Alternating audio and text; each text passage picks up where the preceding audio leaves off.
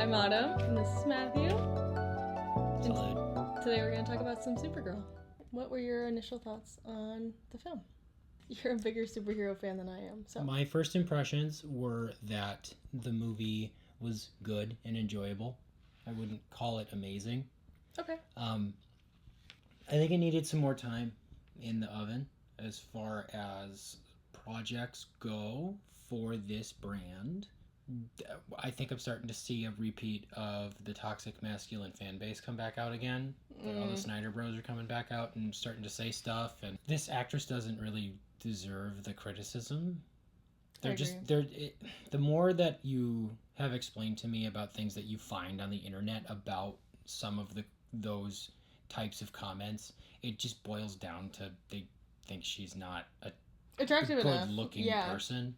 Which, whatever, I disagree. It doesn't. She's good. She's great. She's a good-looking person. I don't understand why, and she's a woman to boot. So I think, like, they already have a problem with that. Mm-hmm.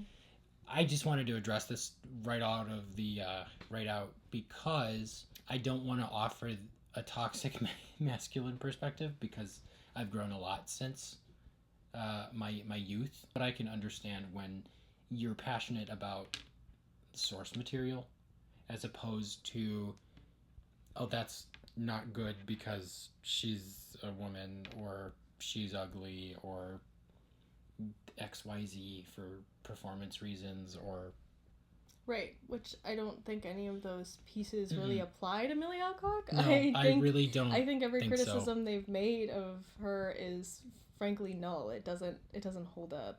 No, not at all. I think she's a good actress. I think I'm sick of people criticizing women's appearances because we're all just people and everyone has pieces that make them look good. Right. So I kind of want to. Let's move on from that. Did I write that down? I did write that down. That was kind of where I wanted to start. So apart from the sexism that is blatantly present in the DC Comics fan base, I said it needed more developmental time, and what I mean by that is there were a lot of bonus segments, there were a lot of just extra goodies coming out with and about Superman. Correct. The DVD released with a hour-long documentary about how hard it is to make Superman, which it's harder to make a Supergirl movie. The last Supergirl movie with a human being flopped. Like this one, like everyone forgot about it. They exist. There could be more than one. I think I've not seen them. There's one solo Supergirl. I would like to see it. I will acquire it somehow. I would like to see it, but truthfully, this movie does not deserve to be called a bad movie. This is far from a Black Adam cash grab. Or this is Madam not that. Web or Madam Web like or insert any Sony project. Yeah. It's not it did flop like a Sony project because of the toxic fan base, I would say. Not as hard as some of those. No, not as hard though. They also didn't market it as much as Superman got marketing. Still better than The Flash, but that's a pretty low bar to clear, so unfortunately. I think James Gunn wasn't He's a producer. As involved on this project, so correct. Already it seems like there should have been things taken care of, or more care should have been taken with the adaptation of the source material, because that's kind of feeds into needing more development time. Yeah, they needed to. It resolved, but not in the way I think the movie needed to. I don't care about spoilers at this point because you've made it this far. So, they kill Krem, the antagonist in the comic book. Ruthie's the one to do it. In the movie, Kara is the one to do it. That is it's a vast change. I believe I understand what the movie was trying to say in having Kara carry it for this child. Because in the comic book, Krem gets away, Ruthie gets old, Kara comes back, and then they deal with it. I think she finds him or something. Right. And then they deal with it. In a comic book, you have the space to do it, right? In a movie, it's harder to do a time jump. People find it less believable. Yep. They find it... And the writer makes some reference to the characters from the past, kinda. They make special use of things that haven't been introduced in DC cinema universe thus far, meaning other colors of kryptonite. Supergirl gets a hold of some red kryptonite in the comic book and becomes like Phoenix. They don't do that here. Nope, but that would have been really cool. But then they did kind of play with that and say, oh, there's a kryptonite, so there's a green sun. Cool, sure. I don't know if that's accurate to any superhero history as far as Superman is concerned, but I've never heard of Lex Luthor turning the sun green to fuck with Superman. Well, can you turn the sun green? It was just a green theoretically sun. If you mean to, if the sun's wave energy changes, its color would change, meaning like the more the sun ages, I believe the closer to red shifting it will start to do.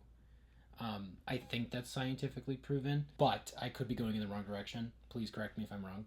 But like that's the idea. Is it's just a different wave of light. Okay. I don't know how you'd create a green sun. I don't know what wavelength that would have to be. It feels like that would be a little bit in the ultraviolet spectrum somewhere. I don't know where green falls on that UV spectrum. So yeah. If a green sun's even possible, I'm not sure. So more dev time. More dev time. There are many ways to take a Kryptonian off the table. Okay. They chose a very easy cinematic option, which I didn't hate, but some people will. I think if that's a criticism that people have, is maybe the green sun is a huge thing, because red suns are very much an issue in the book. They play with her being depowered, but then immediately when she gets powered, it's like, oh, the challenge, the threat of the depower is kind of, okay, it's gone. Mm-hmm. Like they had the teleporty bit in the cabin for the pirates. I always forget that happened until right now. But then she, gets ejected and then gets some yellow sun, and then all is right with the world. Again, yeah. Until she gets depowered on the planet with the green sun. So they intentionally plot depower her twice, but not in ways that I guess felt narratively satisfying. Krem didn't feel smart enough to be this lethal. He didn't feel smart enough to be like, I'm making kryptonite darts. Oh, I'm making I've found a planet with a green sun just to fuck with you. Like, this guy in the movie did not feel that dangerous, and I believe in the book he's got character. Okay. So immediately I think there's just what?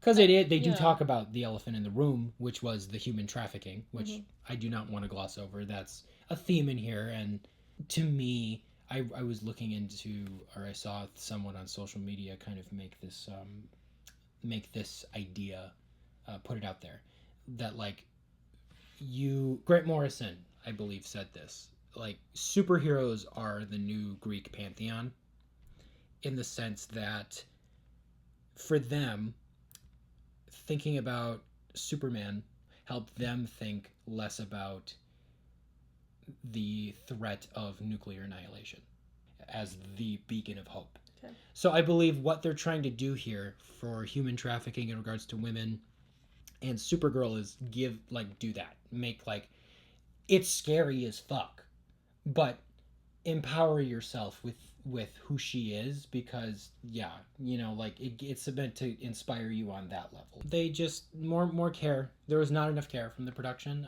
and marketing teams. That was my big I want to talk about this because it's gonna be such a blunder, but I don't think that you should wait for it to go to streaming if you have any interest in seeing it, because that's not fair. That is a decision a large part of the consumer base is making, not to get off their ass and go see this movie and support it in a theater to contribute to its numbers. Compared to Superman, people that are gonna go see Spider-Man in a couple or weeks. Man of Tomorrow when that comes out. But that's the idea, is that for some reason this movie was not wide enough marketed like Superman. For some reason, not enough care was put into it like the creative teams put into Superman. what the hell is going on Think about with female heroic projects? Black Widow. Black Widow Captain suffered the same Marvel. thing. I did feel moments in this that filled me with awe and like, wow, that's so powerful. I think I said in a video before we got cut off once, the space scream, where she rockets up into space and screams into nothing because in space no one can hear you scream. I like that this movie keeps that consistent. I did like that. Yeah, but it is like unfortunate that the women's superheroes don't get the same level of marketing or maybe even care sometimes with their movies. I think considerably though this one did feel better than some of those other ones that I have seen. I really like the new DC Universe movies. They have a so far a very consistent feeling about them. Yeah. This still felt like a James Gunn DC Universe movie. It didn't feel like it was that's another thing. A different genre. Yeah, would you say then, because I want to springboard off of what you said, that the brand unity is shining through a little bit more? Yeah, it's good. Because I would agree with you, especially in like costume design and just the design of the CG and everything. I'm glad that they're trying to keep that very, very, very consistent, as they did in the other universes. But that said, I would say more care needed to be taken for this project, marketing this project, getting this project to people, getting more eyes on it, getting butts in theaters. My 2 cents to all of the haters who are going to wait to see this on streaming, you're losers, and you're the reason the film industry's dying. You're the reason that they don't make movies like this better, because you won't get off your butt and go see it. That's my take. I do think that's my hot take for some fans. Because of the way that the public generally reacts to these types of movies, like, I feel like there's almost less care put into something like Supergirl than there was put into Superman. Superman had, you could tell that there was intention with like every scene. And this one did feel very intentional about the way that her character was designed, both physically and like in her, narrative structure. But it just feels like they don't quite care about sanding out the rough edges sometimes, because they know that they're going to have a smaller audience anyway. That's what I think you're right.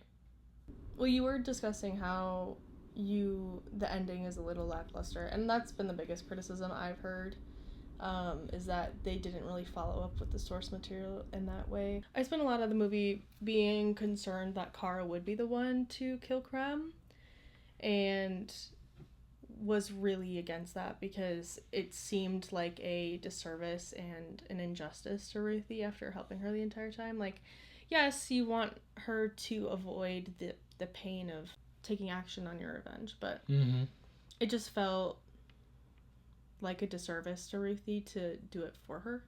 I agree. Because it deviates from the book. So I spent the entire movie being afraid Kara was gonna kill him, and then when she actually did at the end, it didn't feel as bad as I thought it would. I didn't find it. I was kind of okay with it. Yeah. Yeah, I think I understood why she did it, because she still wants to get revenge on Krem anyway, because that's the type of person Kara is. And she saved Ruthie from, carrying that baggage with her. Which he was an awful man anyway, and like we mentioned, he is a perpetrator of trafficking. Yep. And that's a problem. He needed to be gone, so I wasn't upset with that. No one is happy about that. Right. Well, yeah, I figured that was gonna happen. That's why I did as well. Yeah. The movie set up that was what this version of the character is gonna be. I believe is the one who can carry it, right? Which is that's gonna put Batman at odds with Superman a little bit, because he enables her to do that. If that's gonna be the status quo for the rest of their movies and stuff going forward, it should be interesting to see if Superman does enable it, or if he. He's not. They're gonna do the thing where he's not cool with it, and then likely she's gonna have to be the one to do it if they do a team up where that's the case. Right. I think if they're going to introduce Darkseid or any big bad at all, like the original Supergirl comics I was showing you by Jeff Loeb, Okay. Where she comes to Earth and then they've got Batman there, it's like, well, now they have to introduce Batman and now they have to all meet. Whether or not they want to do a Justice League interconnected situation again is up in the air. I like that they're just kind of casually, here's a super character. Right, it doesn't feel like there's like a big arc plan to get to an end game level. We're not rushing. Right? You know, I'm really enjoying that they're not rushing through the production, despite maybe this movie being a little bit rushed, isolated, but it's just Superman. Just Supergirl. There's not like all of this.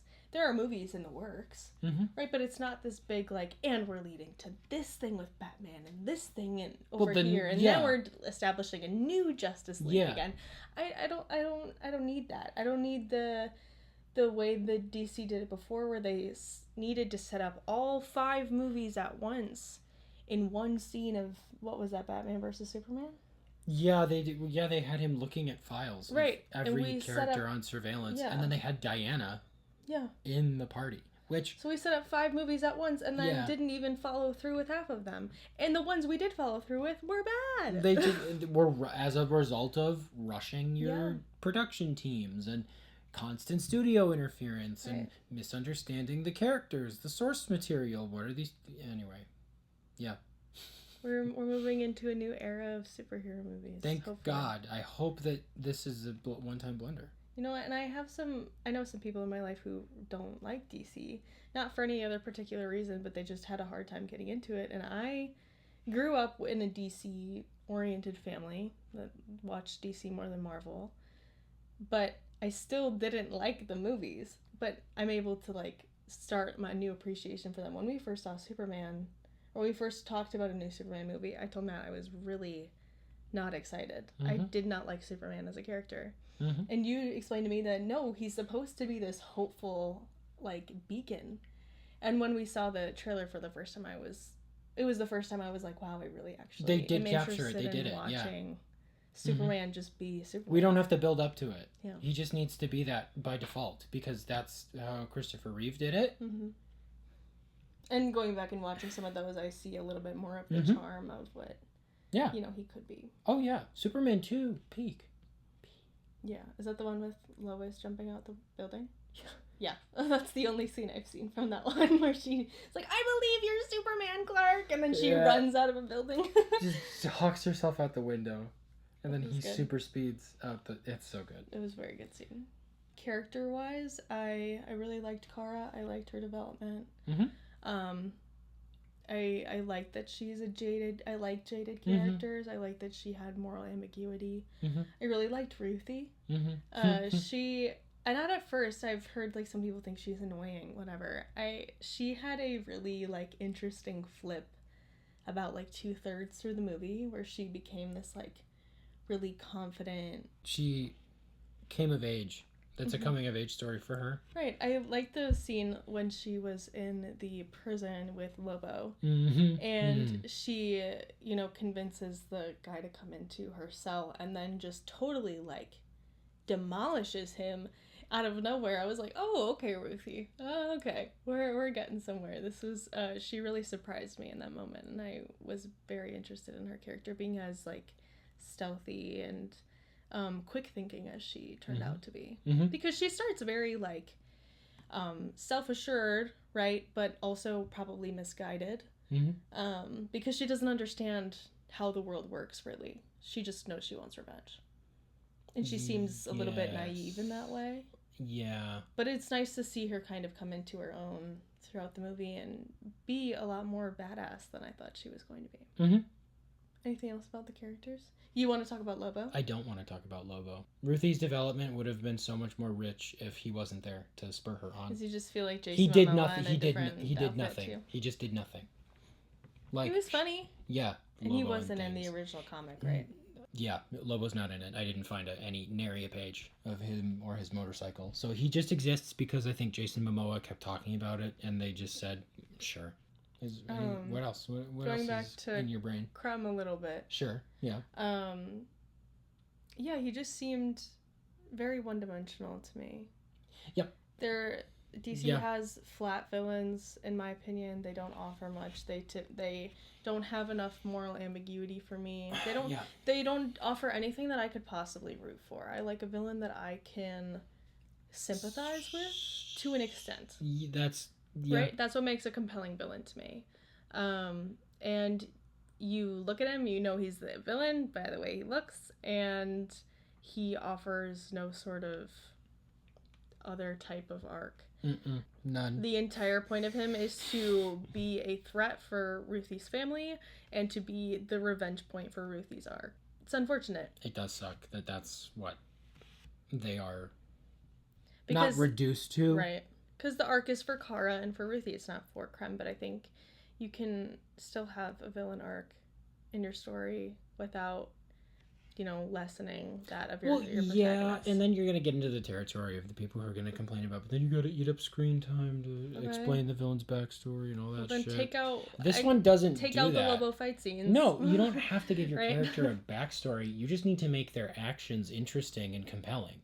Sure. Right? Yeah, no, I don't need a backstory for Krem. He made choices in the movie, but they were sick and sadistic choices. The guy in this book does not feel like the version in the film, so I don't know how much the adapters and the screenwriters truly read this and truly understood what the point of the story is as a whole, which I think then combined into this translation of the material falling as short from greatness as it did.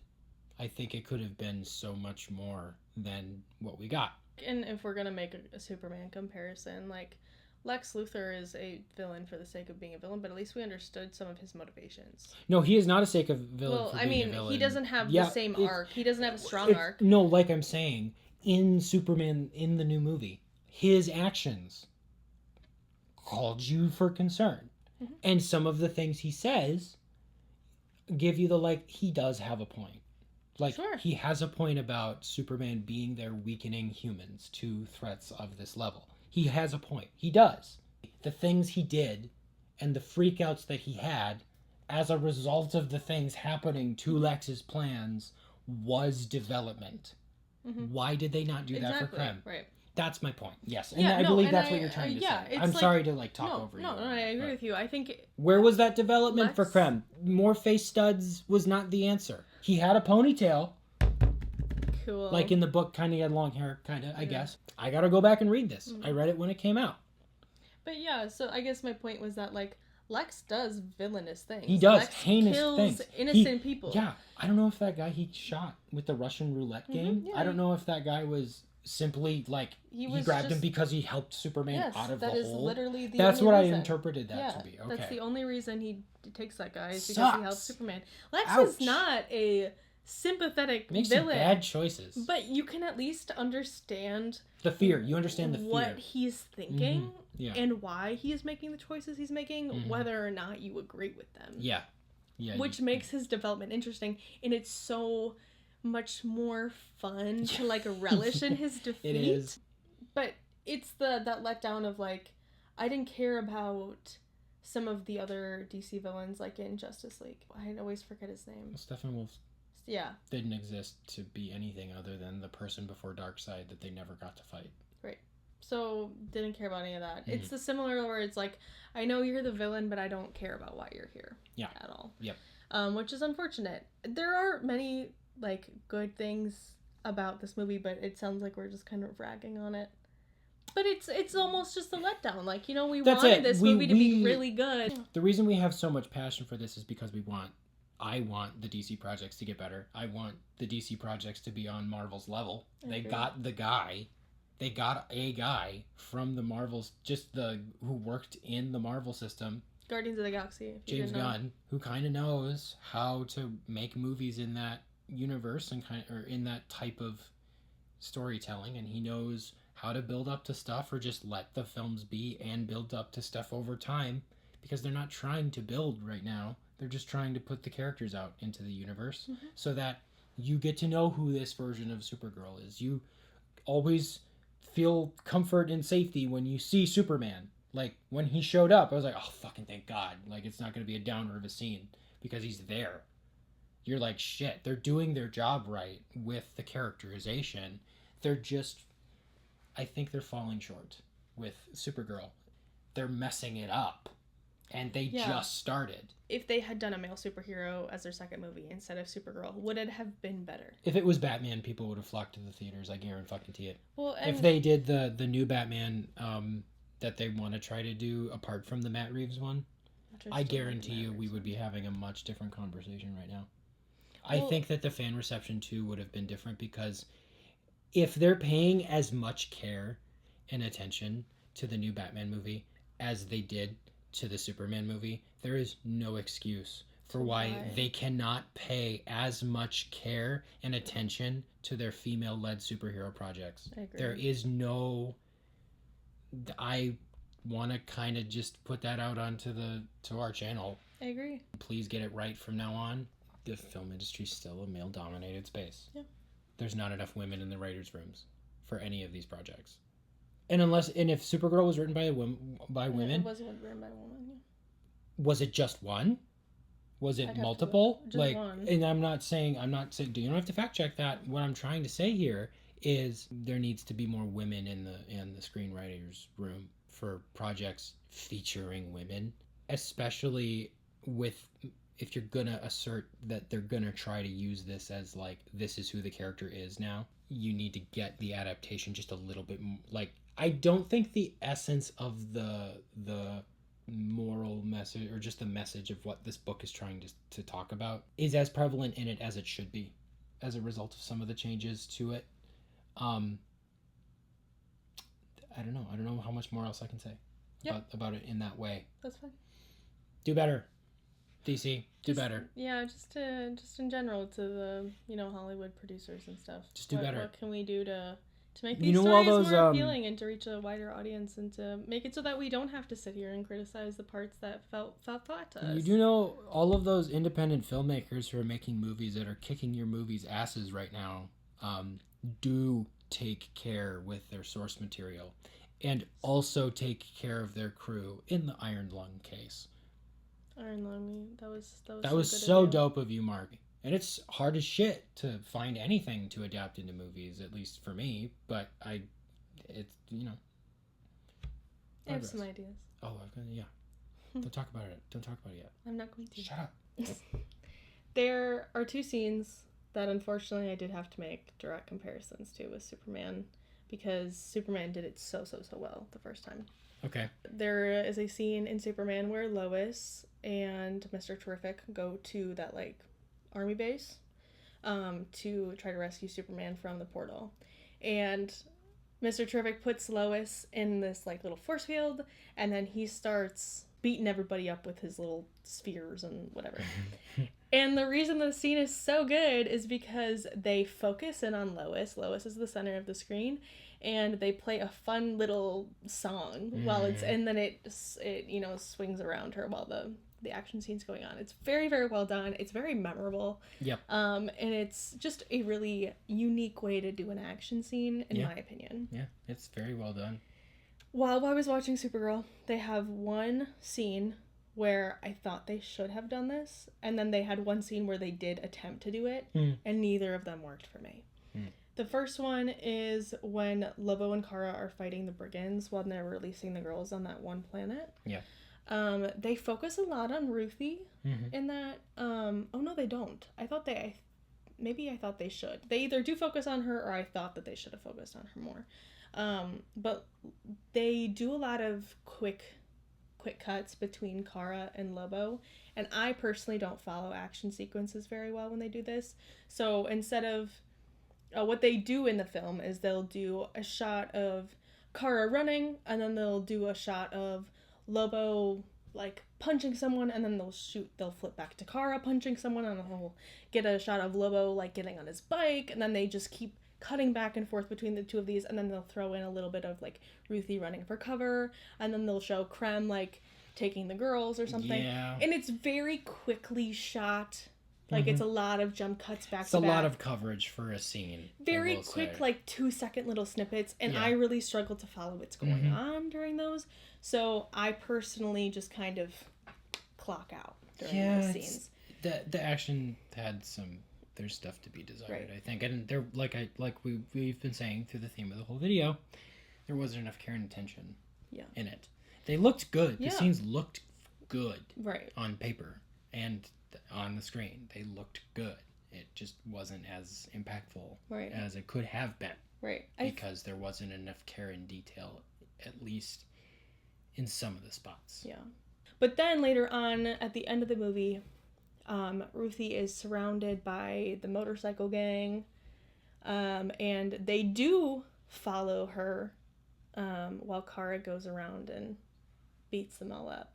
And they do have like a lighter song. We'll insert the title if we can find it. I didn't personally, I know you were okay with it. Yeah. I personally didn't really, the song felt too like on the nose for me. Sure. And I'll say why I thought it worked. I thought it worked because the character of Kara over the whole movie is defined by what she's carrying inside, and what she's carrying inside is the constant reminders of the life that she lost. Like, legitimately can relate to that, especially if you have family members who are dealing with a terminal illness or cancer. Right. We legitimately did talk about, it's one of those things. So with her life on Krypton, she is already carrying the weight of not knowing what the fate of those people are, but also knowing it's not a good one if they survived at all, or if even it's not good. So she's carrying that with her, as much of people who have survived, family members having illnesses, myself included. You just kind of, there's this muting of things, and your priorities shift and change, and you become a much more, I don't know, you're reformulated. And I saw that happen with this character, and I thought that was good. And I think that in that moment, that song, to me, the way they chose to present it as the cover was attempting to try to tap into that energy a little bit and bring it into a song that might have a little bit more energy in it, but because of that, those are the themes we're dealing with, is carrying this amount of pain, essentially. It to me, it worked because we're gearing up to her about to do the deed for herself instead of making this kid do it. I understand what you're saying. I think my qualm with it more so was that the focus in that scene was not on Kara. It was on Ruthie and Ruthie's perspective. Sure. And personally, the song was just a little bit, it felt, cringe isn't the right word. And if that's how you felt, great. And if I'm misreading that, just because... No, I think you're actually getting the point of what they were going for. To me, it just felt like a little too middle school almost. And it's a little on the nose. And I struggle with that. I like a little bit more nuance. But if the song is referring to Kara's experience, then focus on Kara. It should be... At that moment... Yes. But the focus was shifting to try to balance between the two characters in a way that I think didn't quite sell it to you the way I picked up on. Right. Because, and the only reason I'm saying that is because while that song was playing, that's when Kara was zipping in and out, saving her. Yeah. Which is why I believe that's how I meant to read it. Yeah. But yeah, I can see why you're like, and it's still around Ruthie, and it's like weird, kind of. Right. So I understand what you're saying. I'm glad you got something out of it. For me personally, I was like, what are we... Now you're replicating that scene that was so cool. And it just is falling a little flat for me. Fair enough. And I can't like discredit or say like, no, that's not what they're doing. Also, especially as it's supposed to be like the final like group big fight in the movie. It's the climax. Yeah, where you're supposed to... I want a little bit more... I don't know, I want it to be a little bit more like heroic and majestic sounding rather than like this slow piece of music. Right. Like the Superman score. The Superman Superman had a score. This had a soundtrack. Yeah. And that's already you're telling me you don't care as much. Now that you say that, I definitely agree. They could have done. I had also had a problem with the girl from Ipanema at the bar. Not that I don't like that song. I just thought she's thinking about it in different ways than I am. Right. So like she's offering you a resource to music in movies that I just do not have. But let me say this. Yes. Superman had a soundtrack. I'm sorry, score. Yeah. Supergirl had a soundtrack. Superman had a score. So like already you're getting in a fresh upbeat of John Williams' iconic Superman score, which existed already. People hear that the Superman notes and they tear up with hope, as you should. And they've done a great job of modernizing it, but then also like Lex Luthor's theme is dope. Very good. I love Lex Luthor's like all theme. of the music is custom for the film, and yes, you get like cinematic score elements in Supergirl, but it's a soundtrack movie. It's not about a swell of her music. It's this song. Batman had a theme in Batman versus Superman. Superman had a theme in those movies. The Man of Steel theme was new and different for Superman. Like they were setting the tone immediately. I'm not even remembering what any of the musical cues were in the orchestralness of it, because to me they didn't care in this movie. So that immediately also that sucks.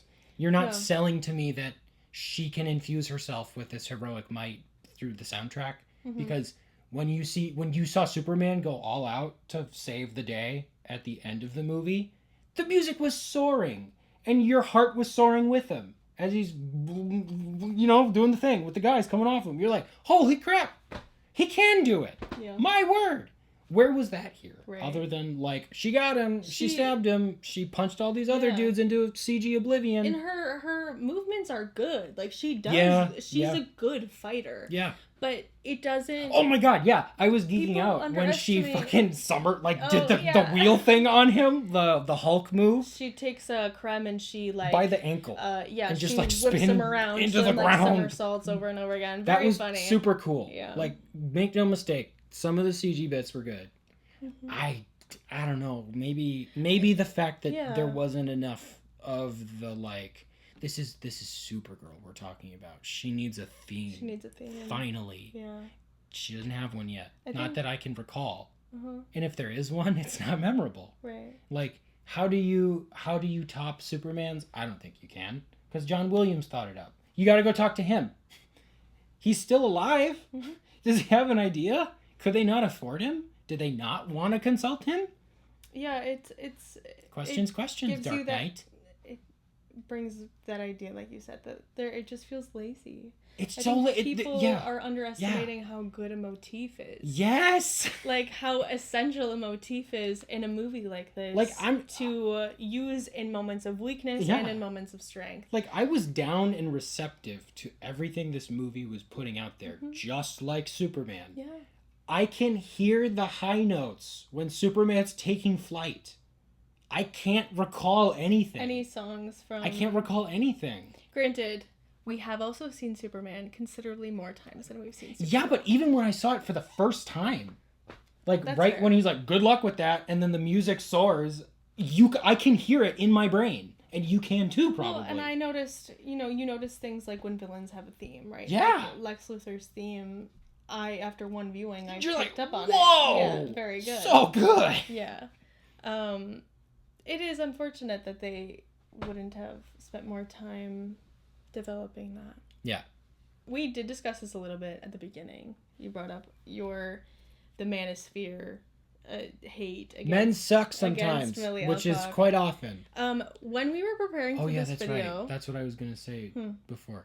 To preface this, not to cut you off. Stop bullying this poor woman. Yeah. We liked her performance. I largely liked it. I hope that she doesn't quit. We really liked her trench coat too. That's a costume. You really liked the trench coat. You liked. I thought it was good. I thought it was pretty. It was a good reference to like but also to me it felt like an inside reference to Gods and Monsters Superman. Oh. So it's different because instead of they made a baby and then sent him in a pod, they had a birthing pod that was going to make a baby in the spaceship, and Okay. General Zod put his DNA with Superman's mom's, so he has Zod tendencies instead of Jor-El tendencies. He's raised by immigrants, and he wears a black trench coat. And he wears like blue and red, but it's not, there's no yellow. Okay. It's cynical. And the guy who plays Dexter plays that version's Batman.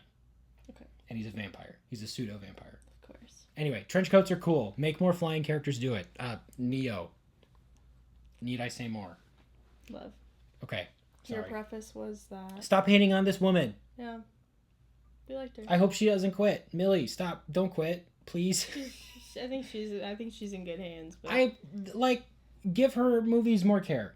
Yeah. Please, like, show her just as much care as Mr. Cornsweat's stuff. Just show Supergirl as much care as you do Superman. Yeah. And please don't quit. When we were preparing to film this, I did a little bit of research because we were confused as to why there was such a hate train going on about her. Big hate and train. I really struggled to find anything that seemed warranted. Yeah, like it was mostly the same type of toxic shit. Toxic commenters on YouTube who hate on everything that women do, even by women. Again, commenting on her appearance, commenting on her man-hating behaviors. They compared her to people like Rachel Zegler. No, I don't. Is it just the audience misinterpreting what she's actually trying to say? Here's the thing. She had an interview with Vanity Fair. She was basically making a comment about how, well, they're gonna hate me because I'm a woman. It boiled down to that. People were criticizing her for being man-hating and whatever. And it's the same. She's getting pulled into this category of Gen Z actresses or, performers who are not like PR trained properly. Think Chappell Roan, Rachel Zegler, Renee Rapp, Millie Bobby Brown. These women who are like ostracized and they're bullied because they are not like doing media correctly. And they have, maybe not Renee Rapp, she was more so funny, but some of these other people like Chappell Roan are getting just ridiculed on the internet because they have strong boundaries and opinions about how their art is done and about how people have been treating them, and they're not just hating on men for the sake of hating on men. They're talking about their own personal experiences and the way that they have personally been treated, and people are taking that as this thing that they hate all men because they're women and they're woke and whatever. And it's not they're about projecting that. onto Right. And so she's getting this Gen Z woke woman treatment, and she's just being a woman in the entertainment industry who's sharing her opinion and about what's happened to her. Yep, that's it. I think you perfectly encapsulated. Go read the Vanity Fair interview. Like, yeah. I don't have it with me anymore, but some people were criticizing. They were calling David Cornsweet a great guy for defending Millie in interview space. Like someone had like touched her back or something, and he came around to the paparazzi and was like, "Don't touch her, leave her alone, like don't whatever." And people were like, "Wow, he's such a great guy." And it's like, if a woman did that to another woman, she would be considerably criticized. And we know that because Cynthia Erivo did that for Ariana Grande during the Wicked press tour, and they were already being memed to the heavens and back. Interesting comparison to make. I'm glad you picked up on that and said something about it. Right, like Cynthia Erivo did the exact same thing, and she was criticized. Yep. For being too demanding and too whatever. So the paparazzi, David Cornsweet does it, and no one bats an eye. And they call him a hero. Yeah. Huh? I think another thing I want to say here then, and to just go off of that, is stop reading paparazzi sites. Stop tuning in so much to what the actors are doing and why. They have lives, let them live it. You don't need to know where they are, what they're doing, what they look like, what their sweatpants look like. You don't need to see Ben Affleck with his Dunkin' Donuts smoking a cigarette, just defeated by, I don't know, whatever it is that picture is he's dealing with. He just looks like I know which one you're talking about. Go of it. Maybe he was getting the numbers for Live by Night. I don't know. I don't know. Just fucking media, get better. Stop. I mean, they are in the limelight, so I guess you could go with perspective of, well, I'm paying them to whatever. No. They're people. They're people. Leave them alone. Yeah. Unless they're, like, being actually malicious and harmful. Just go see their movies and talk about their art. The movie was topical. Superman did the thing about the war in Baravia, which is Baravia is a real place in Superman history. Okay. In the Golden Age. The Superman characters or the world goes to war with Baravia or something. Like there's a conflict in Baravia and Superman intercedes. So they're pulling directly from that. And it works because you can do a political parallel with America right now. It works. Yeah. Superman is an American character. He can talk about American politics. You can have characters make decisions about that. This movie was an intergalactic space thing. So the metaphor is not in the United States. So she's partying abroad, right? And then it goes into this is just it's the evil that men do, but it like because the villain's not three-dimensional, you don't know why their group is doing it. They don't express why through the actions that they're taking, other than they said they just needed the women to make more men. Yeah, like the you don't like in the Rick and Morty episode. Yeah, the Gazorps. Yeah, the Gazorp or whatever. No one wants to reproduce with you, so you have to force people to, or force an object to, which is gross. Yeah, I think that it needed some more, like, it kind of goes with everything we've been talking about. It needs more time in the oven, right? You pulled it out of the easy bake a little too quick.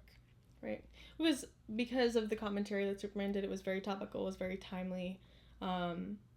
It really, touched on issues that we were all talking about at the time of its release. And kind of still talking about. Yeah, and this movie had the setup for it, right? The human trafficking is an issue that we are talking about currently, politically. It's very topical, but it's not quite done in as efficient or as powerful of a way that it took me, because at first I saw it and went, oh, another one of these, and then went, oh, this is their social commentary, this is their political commentary, and it just didn't quite fell flat the same way. It fell short, if not flat. I will say so that. Again, it's like they had all the Lego blocks there, they just didn't quite connect everything, and they didn't get the Woman of Tomorrow pieces woven in a way that made sense. Again, not a bad movie. Nope. Just maybe not quite the best execution. No. So I get if you want to wait for it to see it on streaming services, that's on you. But the reason that the movies are going to be worse is because you will not go see them. But if you have any interest in seeing it before it hits streaming, go see it in theaters. Go watch it. It's still a fun You watch. will not have a bad time. Right. You will regret not hearing or not experiencing the noise and then Supergirl's silent scream. Nothing. You do need to see that. Okay. To me, that is the most standout moment in the movie because I remember it. Yep. That's it. I remember that part the most. Mm-hmm. So. Yeah. Get better at doing more moments like that in your movies. Oh, and the moment where she left, where she was forced out of the city with the dome, where she was sent out into space by the parents. Mm-hmm. I remember that too. Those were the moments you needed to remember. So, but you'll regret not being in the theater, experiencing the thing, and then go, "Oh wow, I got to feel that." Wow, you'll regret it. You will. Mark my words. I don't really. I hope that someone in the comments says that. Yeah, I kind of regret not going to the theater. You're part of the problem. You should have gone in the first place. Yeah, stop paying for streaming services. It's a social construct right now. Own the movies you want to see. Let's go out and be social. Let's go out and see movies with a community because it makes it more fun. We've had a good time seeing movies with a packed theater, and it's just you're seeing them the way that they were designed to be. Yep, there's a reason we came out swinging with Obsession last episode. It's a thing. Everybody loved it. It was a great social experience. We just couldn't stop talking about it. Clearly. So thank you for coming to this one. If you stayed, I guess now is a good time to get out of it. I've been Matthew. This has been Autumn. Hey. And thanks for stopping by. This has been Something for the Table. Maybe we'll get something for the table eventually. Hopefully, one of these times. Today it's been Supergirl. Woman of Tomorrow. That was our something for the table. I meant like food. No. I'm hungry. Well, then let's go eat. We're going to order fries or something? Sure. We've been here for like an hour. Yeah, sure. Okay. And that's how you get someone to buy you dinner. Okay. All right.